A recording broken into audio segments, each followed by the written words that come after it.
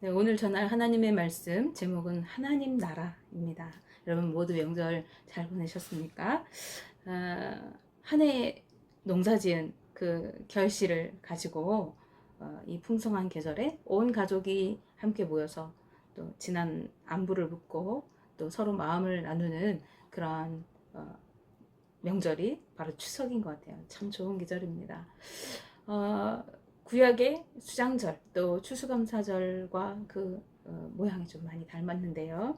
이 결실하는 계절, 추수의 계절, 이 풍요의 계절에 우리는 지난 한 해를 좀 돌아보게 되는 것 같아요.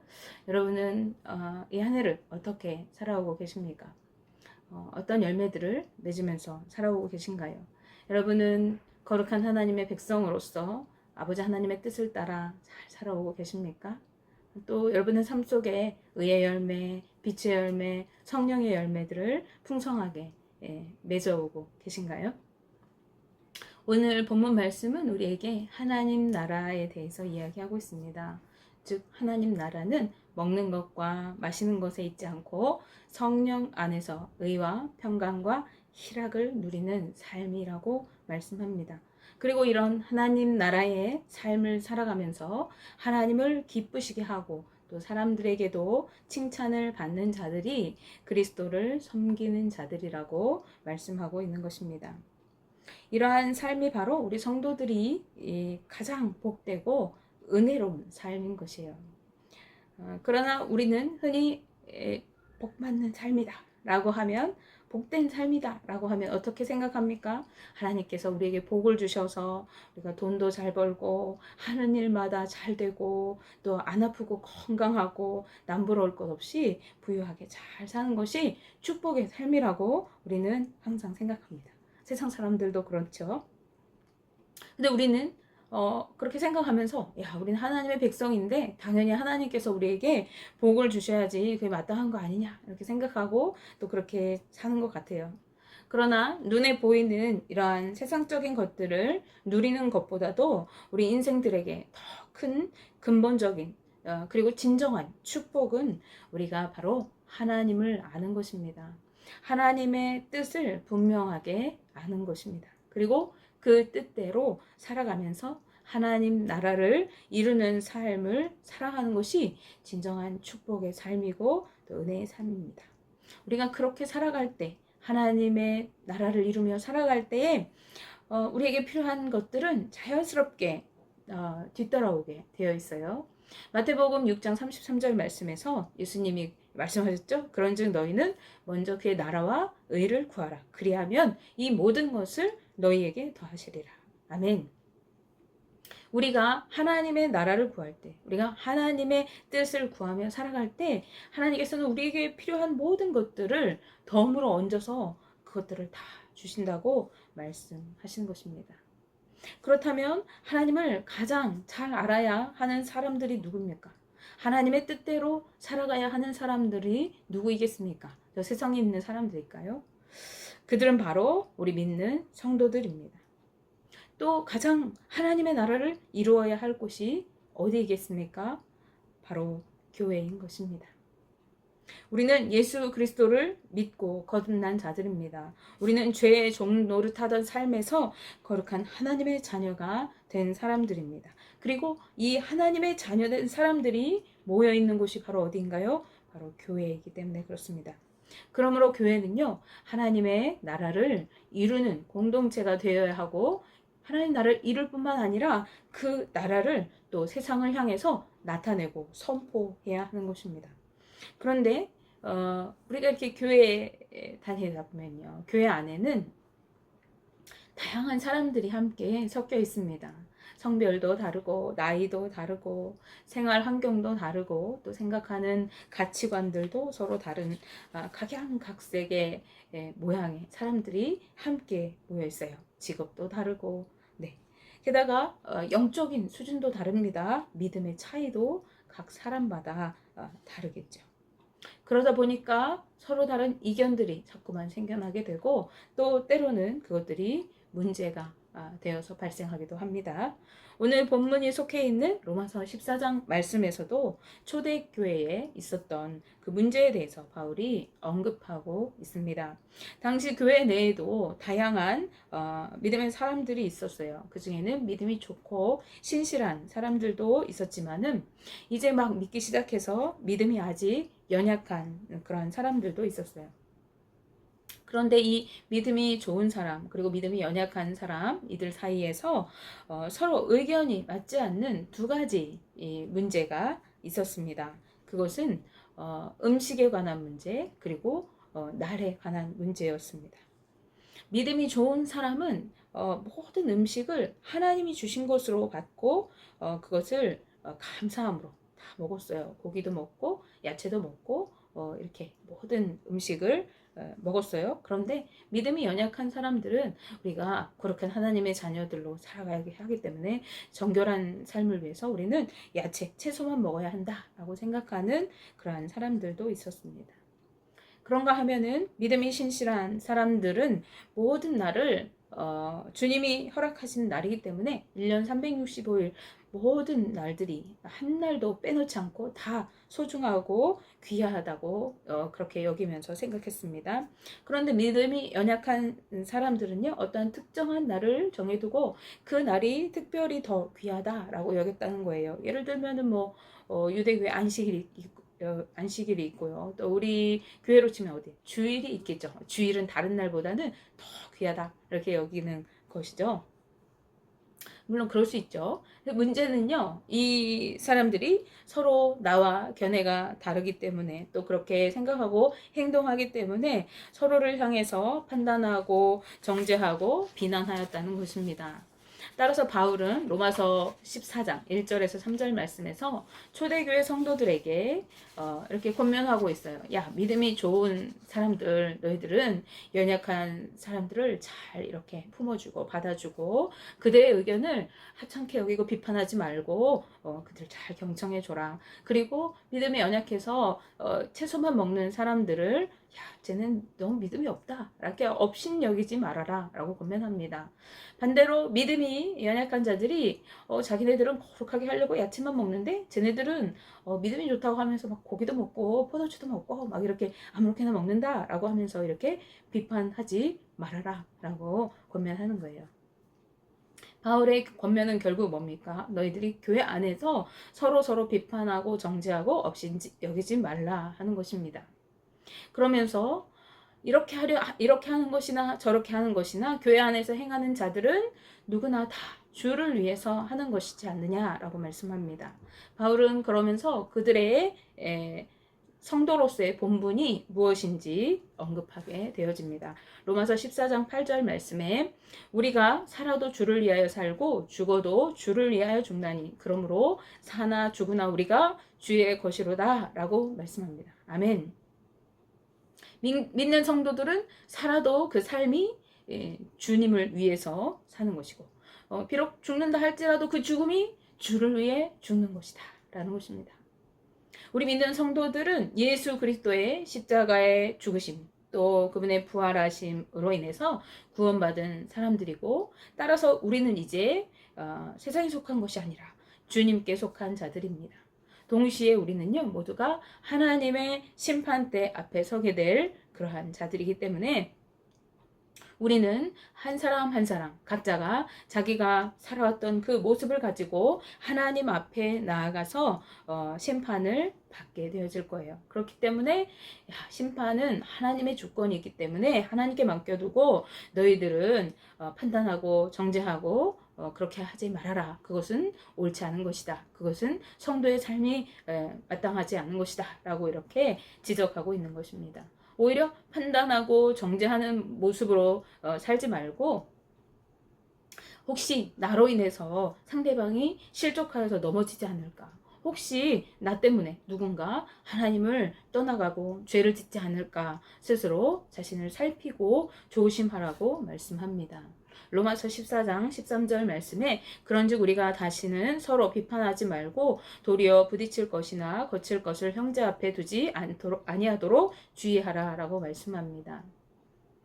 우리에게 먹고 마시는 것이나 어떤 날을 중히 여기는 것과 같이 우리 눈에 보여지는 것으로 우리의 신앙을 이렇게 하는 것이 옳다, 이렇게 하는 것은 좀 잘못됐다라고 판단하는 것보다 우리에게 더 중요한 것은요, 우리가 하나님의 뜻을 알고 하나님의 나라를 이루면서 살아가는 것이기 때문에 그래요. 그런데 초대교회 성도들뿐만 아니라 오늘날 우리 교회 안에도 이러한 모습들이 우리에게 많이 나타나고 있는 것을 볼 수가 있습니다. 우리는 옷차림이나 그 사람의 어떤 행색을 예로 들어서, 또는 나와 어떤 일을 할 때, 교회에서 할 때 나와 성격이 맞지 않거나 또 일하는 스타일이 나하고 달라, 이러한 이유 때문에, 또 때로는요, 예배를 참석하는지 안 하는지 그 여부나 또 헌금을 하는지 안 하는지 그런 것 때문에, 또는 기도하는 그 모습 때문에, 이러한 여러 가지 이유로 우리는 상대방을 비방하고 정죄하고 판단하기도 합니다. 우리가 그래서 예배에 어떤 사람이 계속 몇 번 이렇게 빠지는 거예요. 그러면 야, 또 신앙이 저 사람 큰일 났다, 무너졌다, 막 왜 그렇게 믿음이 없느냐, 왜 믿음을 잃어버렸느냐, 막 자기 기준으로 판단하는 거죠. 헌금을 제대로 안 하는 것을 볼 때 우리는 야, 믿는 사람이 그것도 안 하냐, 이렇게 핀잔을 주기도 합니다. 이러한 경우의 대부분은요, 우리가 상대방의 어떤 상황, 또 어떤 형편에 관심을 두지 않는 경우들이 많이 있습니다.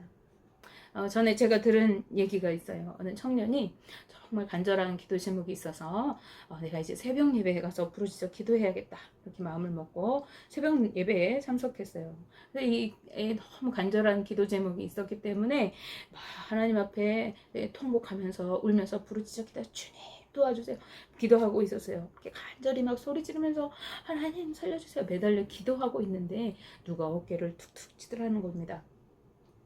그래서 기도하다가 깜짝 놀라가지고 눈을 떠보니까 앞에 앉아있던 권사님이 인상을 확 쓰면서 왜 이렇게 시끄럽게 기도하느냐, 너만 기도하느냐, 나 지금 너무 방해돼서 기도하지 못하겠다, 좀 조용히 해라, 막 이렇게 핀잔을 줬다는 거예요. 그래서 이 청년이 너무 마음이 어렵고 슬픈 마음으로 막 기도 제목을 막 급하게 마무리하고 집으로 돌아왔다고 이렇게 하는 얘기를 들은 적이 있습니다.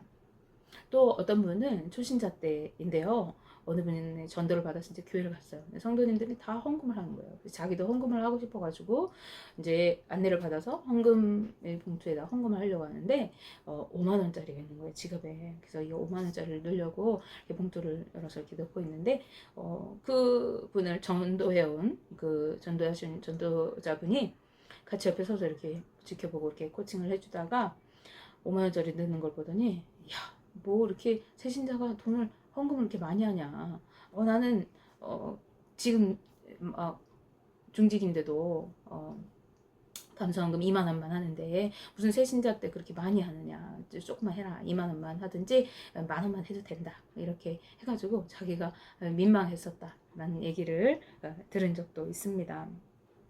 이 밖에도 우리는요, 자신이 가지고 있는 어떤 오랜 신앙생활에서 가지고 있던 가치관이나 또 이런저런 기준이 우리 안에 있어요. 야, 교회에는 옷은 이렇게 입어야 된다, 야, 교회 나오면은 이 정도 헌금은 해야 된다, 예배는 어떻게 해야 된다, 뭐 이런 것들, 기준들이 있잖아요. 그 기준들을 각자 세워놓고 옳고 그름을 가리고, 그리고 그걸로 자신을 살펴야 되는데 다른 사람을 쉽게 판단하고 정죄하기 쉽습니다. 그런데요, 이런 모습은 율법주의에 빠져있는 바리새인들과 같은 그러한 모습이라고 할 수 있겠습니다. 바리새인들과 서기관들, 그들은 어떻게 했어요? 그들은 세리라는 이유로, 또 죄인이라는 이유로, 또 병들었다는 이유로, 몸이 성치 않다는 이유로, 부정하다는 이유로 여러 가지 이유를 들면서 다른 사람들을 정죄하고 또 멀리하고 그들을 상종하지 않고 업신여기고 이러한 일들을 했어요. 근데 예수님께서는 어떻게 하셨습니까? 예수님께서는 유대인들의 그런 관습들을 모두 깨뜨리셨어요. 예수님은 세리와 죄인들의 친구가 되어주시고 병든 자들을 친히 손얹어 낫게 하시기도 하고, 또 더러운 귀신 들린 자들, 그들에게 귀신을 내쫓아 주시고 그들을 정결하게 하시기도 했습니다. 또 가난한 여인에게 정죄하지 않고 나도 너를 정죄하지 않노라. 내 죄를 사한다. 그를 인정해 주시기도 하고요.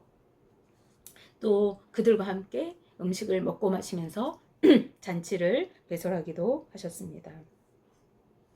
예수님은 모든 사람을 하나님과 화평을 이루도록, 그리고 사람과 사람 사이에 화평을 이루도록 하시기 위해서 이 땅에 오신 분이기 때문에 그렇죠. 또한 우리가 화평을 이루고 또 그 안에서 기쁨을 누리며 사는 것이 바로 하나님 아버지의 뜻입니다. 그것이 하나님 나라 백성의 삶인 것입니다. 오늘 본문 말씀에서 바울 또한 눈에 보이는 것들을 가지고 서로 옳고 그름을 가리는 것보다 더 근본적이고 중요한 것이 바로 이 하나님의 나라를 이루는 것이라고 말씀합니다.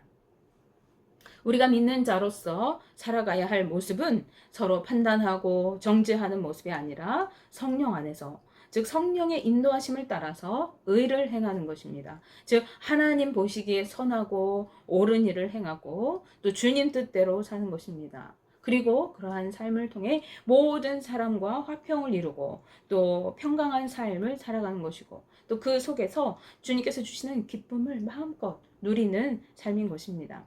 이것이 진정한 축복의 삶이고 하나님 나라를 이루는 삶인 것입니다.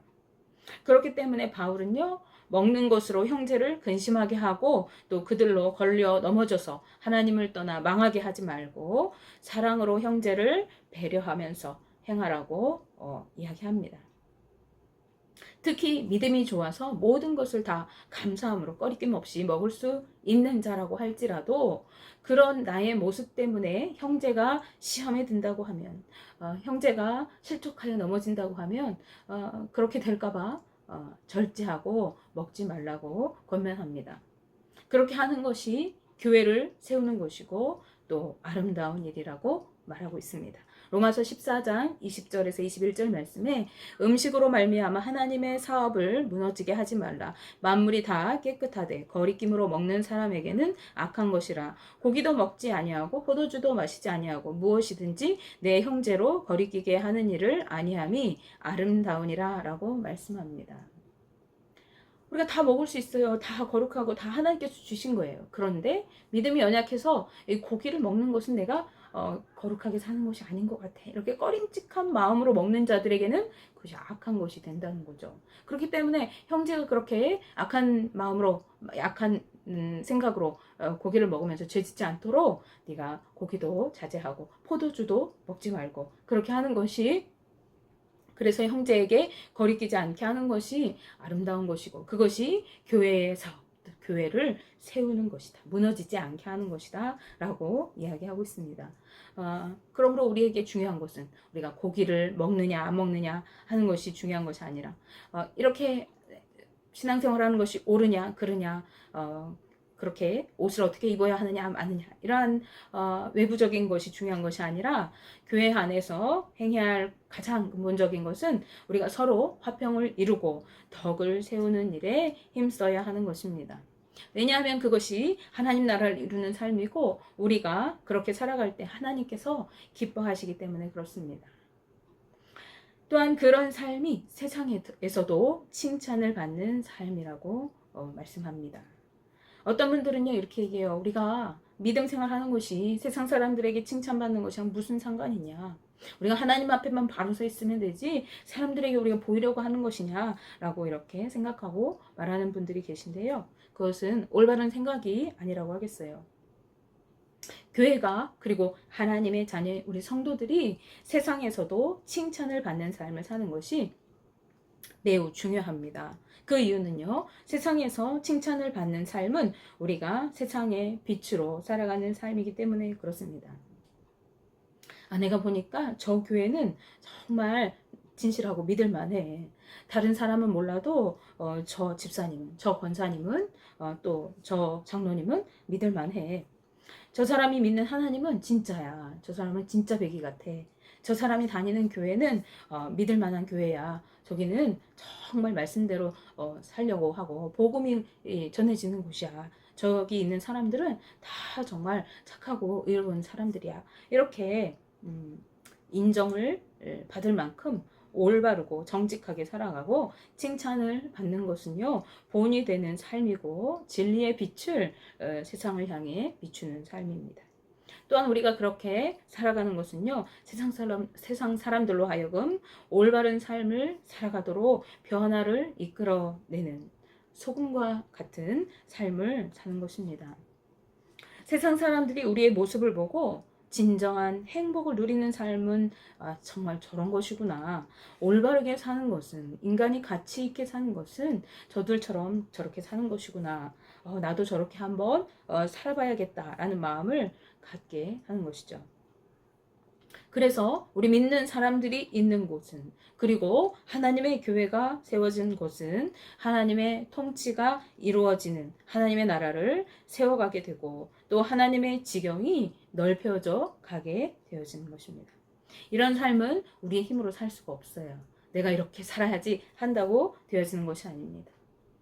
그래서 우리는 성령님의 도우심을 구해야 합니다. 우리가 성령 안에 있을 때, 즉 성령님의 인도하심을 따라 말씀대로 살아갈 때, 우리가 내가 이렇게 살아야지, 나는 세상의 빛이 될 거야, 나는 세상 사람들에게 하나님 나라를 나타낼 거야, 이렇게 하지 않아도요, 우리가 성령의 인도하심 따라 말씀대로 그냥 내게 주어진 하루를 사는 거예요. 말씀대로 사는 거예요. 성실하게 사는 거예요. 정직하게 사는 거예요. 진실되게 사람들을 대하고, 일을 할 때도 정직하게 하고, 이렇게 그냥 하루하루 우리가 주어진 삶을 성실하게 정직하게 살아가는데, 우리는 내게 주어진 삶을 사는 거예요. 그런데 그것이 세상의 빛으로 드러나게 돼요. 그리고 그것이 세상 사람들에게 소금처럼 맛을 내는 삶을 살게 되는 것입니다.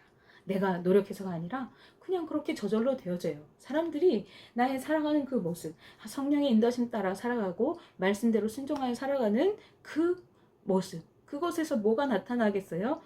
열매들이 맺히는 거죠. 의의 열매, 빛의 열매, 성령의 열매, 성실하고 정직하고 의롭고 또 선하고 또 기쁘고 사랑하고 즐겁고, 이러한 열매들이 저절로 맺혀지고 그것들이 사람들의 눈에 보여지는 거예요. 우리가 말하지 않아도, 우리가 나타내려고 애쓰지 않아도 그것들이 보여지는 것이죠.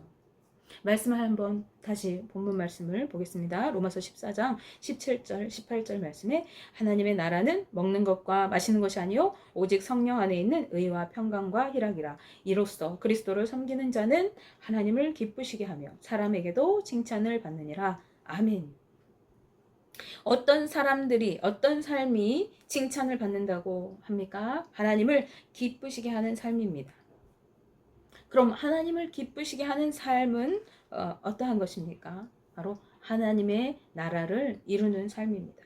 그렇다면 하나님의 나라는 어떠한 모습입니까? 어떻게 사는 것입니까? 그 나라는 먹고 마시는 것에 달려있는 것이 아니라 어떠한 내 기준에 따라서 판단하고 정죄하고 눈에 보여지는 것을 해야 하고 안 해야 하고 이런 것이 아니라 성령 안에서, 즉 성령의 인도하심을 따라서 의로운 일, 옳은 일, 정직한 일, 선한 일, 정의와 공의를 실천하는 일, 하나님 말씀에 부합한 그러한 일들을 행하고 또 평강과 희락을 누리면서 삶을 사는 것이고, 그것이 바로 하나님의 나라라고 말씀하십니다. 이러한 삶이 하나님의 말씀대로 사는 삶이고 하나님의 뜻대로 살아가는 삶이에요. 즉 하나님의 통치가 이루어지는 자들이 마땅히 살아야 할 모습인 것입니다. 그리고 하나님이 기뻐하시는 삶의 모습인 것이죠.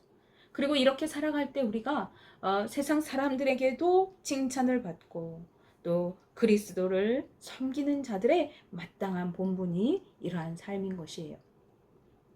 이것은요, 세상의 법을 따라서 세상 사람들에게 잘 보이려고 타협하면서 비유 맞춰주고 이러한 삶이 아니에요.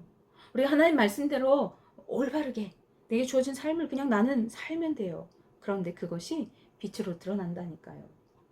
사람들에게 도전을 준다니까요. 그들의 마음을 변화시킨다니까요. 그래서 세상 사람들에게 하나님의 나라를 보여주게 되는 거예요. 하나님의 뜻대로 살아가는 삶은 저런 것이구나. 하나님의 뜻대로 살아가는 사람은 저렇게 기쁘고 즐겁고 행복하구나. 저렇게 모든 사람과 화평을 이루며 살아가는구나. 저렇게 하나님의 은혜를 누리며 살아가는구나. 이제 올 한 해가요. 3달하고 이제 열흘, 일주일 남았습니다. 남은 한 해 여러분도 어떻게 사시겠어요? 지난 한 해, 지나온 날들 우리가 어떻게 살았든지 간에 이제 얼마 남지 않은 올 한 해 우리가 성령님의 인도하심을 따라서 말씀대로 순종하여 살아가고 거룩한 하나님의 나라를 이루게 되시기를, 그리고 진정한 축복을 누리는 삶으로 하나님을 기쁘시게 하고 또 세상 가운데 빛으로 드러나고 소금으로 맛을 내는 그러한 멋진 한 해로 마무리하시는 저와 우리 성도님들 되시기를 주님의 이름으로 축복하며 기도합니다. 기도하겠습니다.